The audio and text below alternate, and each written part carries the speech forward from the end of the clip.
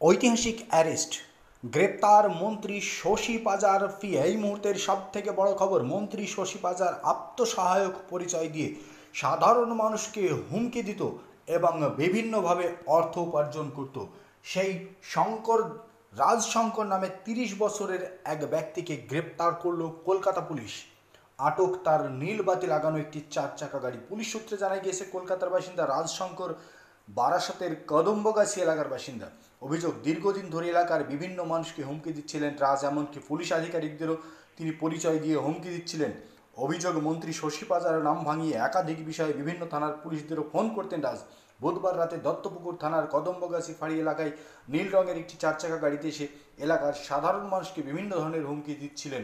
তারপরই সন্দেহ হয় তারা ওই ব্যক্তিকে কদম্বগাছি ফাঁড়ির পুলিশকে খবর দিলে সঙ্গে সঙ্গে ওই ব্যক্তিকে জিজ্ঞাসাবাদ শুরু করে। তারপর কলকাতা পুলিশের সঙ্গে যোগাযোগ করা হয়। তখনই বিষয়টি স্পষ্ট হয় যে তিনি ভুয়ো পিএ। রাজ্যের মন্ত্রী শশী পাজার ভুয়ো পিএ।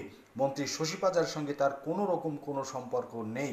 সেই ব্যক্তিকে গ্রেপ্তার করল রাজ্য পুলিশ এবং কলকাতা পুলিশ।